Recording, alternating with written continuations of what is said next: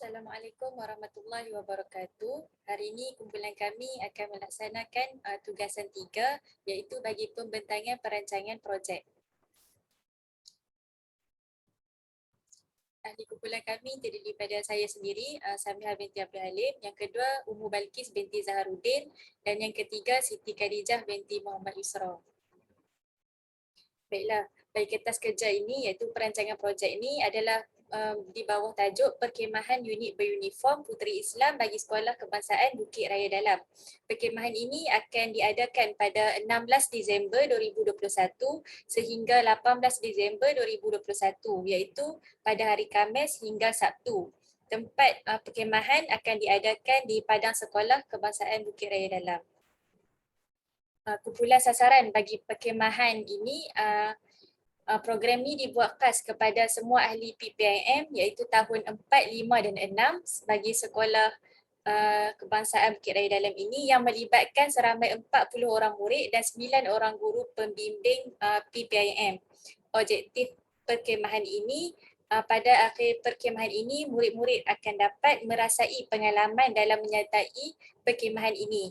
Yang kedua, bagi membentuk diri yang mampu berdikari dan mampu menyesuaikan diri dalam setiap situasi. Yang ketiga, bagi melatih diri untuk memupuk sikap toleransi, bertanggungjawab dan menghargai alam sekitar. Yang keempat, bagi melahirkan murid-murid yang berupaya untuk mengeluarkan idea-idea yang benar semasa mereka menyertai aktiviti berkumpulan. Yang kelima, memupuk semangat kerjasama antara ahli kumpulan. Dan yang terakhir, bagi melahirkan murid-murid yang seimbang dari segi jasmani, emosi, rohani, intelek dan sosial. Baiklah, seterusnya bagi tentative program. Pada hari pertama perkhemahan ini iaitu pada hari Khamis 16 Disember 2021, perkhemahan ini akan bermula pada pukul 2 hingga 3 petang iaitu bagi pendaftaran dan taklimat perkhemahan serta pembahagian kumpulan. Terusnya 3 hingga 4:30 petang, murid-murid akan mendirikan khemah mengikut kumpulan yang ditetapkan. 4:30 hingga 5 petang, minum petang dan solat asar. 5 hingga 6:30 petang, tata cara perjumpaan dan latihan kawat kaki. 6:30 hingga 8 malam, murid-murid akan mandi, makan malam dan solat maghrib. 8 hingga 8:45 malam, akan diadakan aktiviti kumpulan iaitu latihan untuk malam kebudayaan. 8:45 hingga 9 suku malam, solat isyak. 9 suku hingga 11 malam, ice breaking dan 11 malam sapa dan tidur. Kemudian bagi hari kedua iaitu Jumaat pada 17 Disember 2021, 4:30 hingga 7 pagi akan diadakan qiyamul lail, solat subuh dan tazkirah.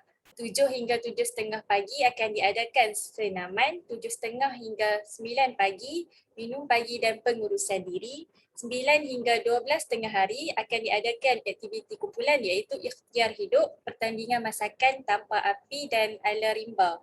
12 hingga 2 petang, pengurusan diri, makan tengah hari dan solat. 2 hingga 4 petang akan diadakan bina gadget. 4 hingga 5 petang, solat asar, minum petang dan mandi. 5 hingga 7 malam, riadah. 7 hingga 8 malam akan diadakan makan malam dan solat maghrib. 8 hingga 8:30 malam, aktiviti kumpulan iaitu latihan untuk malam kebudayaan. 8:30 hingga 9 malam, solat isyak. 9 malam hingga 11 malam akan diadakan malam kebudayaan dan 11 malam sapa dan tidur. Seterusnya bagi hari terakhir iaitu hari ketiga Sabtu 18 Disember, 5 hingga 7 pagi akan diadakan pengurusan diri, solat subuh. 7 hingga 8 pagi, senaman pagi. 8 hingga 9 pagi, sarapan pagi. 9 hingga 9:45 pagi, pengurusan kemah iaitu kemas-kemas kemah. 9:45 hingga 11:30 pagi akan diadakan refleksi dan majlis perasmian penutup.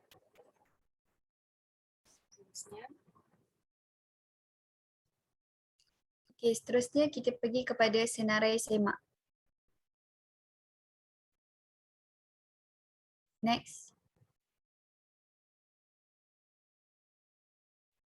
Okey, sebelum melaksanakan program perkhemahan, Okay, kita mestilah mengadakan mesyuarat bersama AJK. Yang kedua, menyediakan kertas kerja. Yang ketiga, mendapat kebenaran ataupun persetujuan daripada guru besar. Yang keempat, memulakan persediaan perkhemahan. Yang kelima, membeli barang keperluan perkhemahan. Yang keenam, membeli hadiah-hadiah untuk pemenang perkhemahan.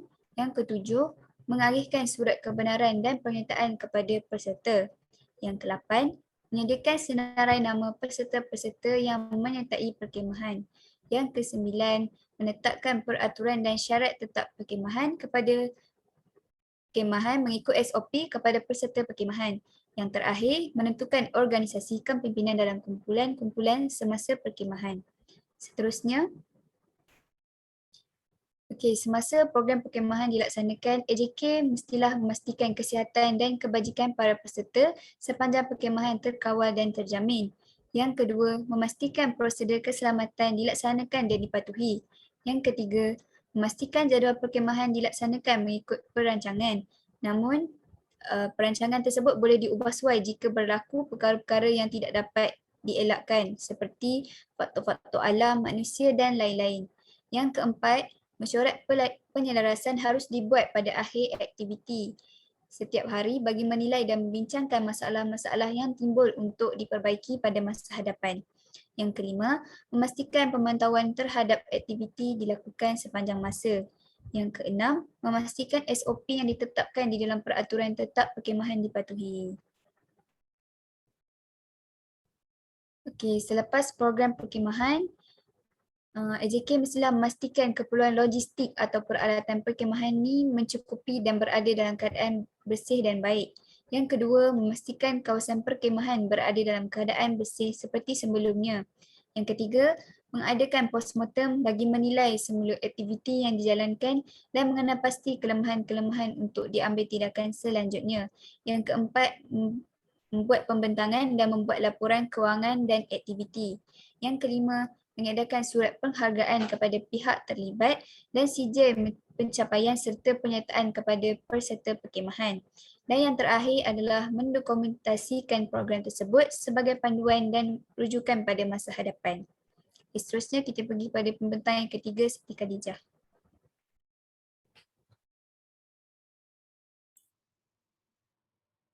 Okey, seterusnya kita tengok kepada cartagan. Okey, next.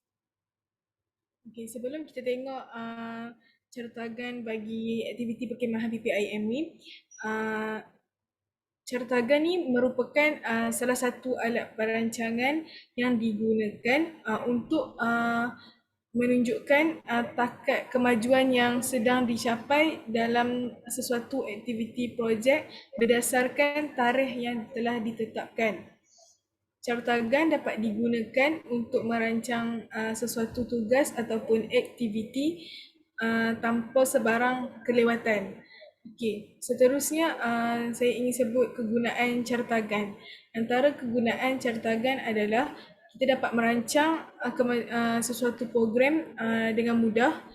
Yang berikutnya adalah kita dapat menetapkan masa permulaan dan akhir masa setiap aktiviti. Dan yang ketiga, kita dapat menetapkan tempoh atau mengenal pasti masa untuk menyempurnakan sesuatu aktiviti mengikut tempoh.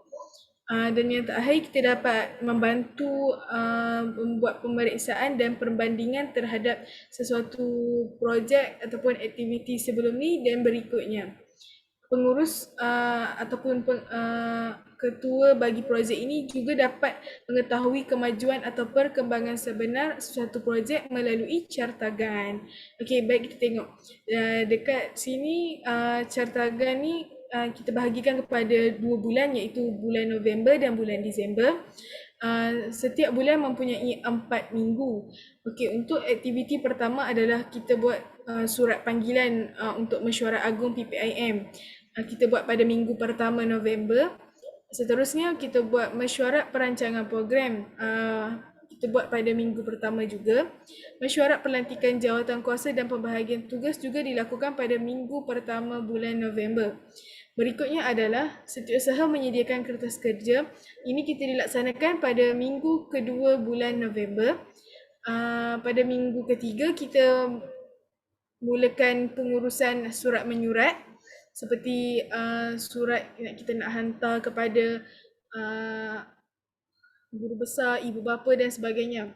Pada minggu ke-4 November, ahli jawatankuasa persiapan tempat mendapatkan kelulusan penggunaan padang serbaguna sekolah. Next. Okey, seterusnya ahli jawatankuasa peralatan juga membuat surat permohonan untuk pinjaman mestim dan solid fuel daripada Persatuan PPIM Daerah Pendang.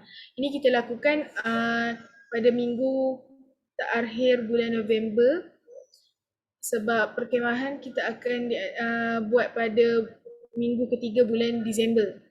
Okay, seterusnya adalah mesyuarat maklum balas. Ini kita buat pada awal bulan November iaitu pada minggu pertama. Pada minggu kedua, kita adakan perjumpaan Ketua PPIM bersama ahli unit uniform untuk pemberitahuan aktiviti perkhemahan. Pada minggu ketiga, kita melaksanakan perkhemahan selama 3 hari 2 malam. Dan pada minggu terakhir bulan Disember, kita mengadakan memulangkan semua peralatan yang dipinjam sama ada di PPIM daerah Pendang maupun alatan sekolah. Kita adakan mesyuarat postmortem dan yang terakhir kita membuat laporan dan penilaian mengenai perkhemahan yang dijalankan. Okay, sekian itu sahaja daripada kami. Kami mohon maaf di atas segala kekurangan. Sekian, terima kasih.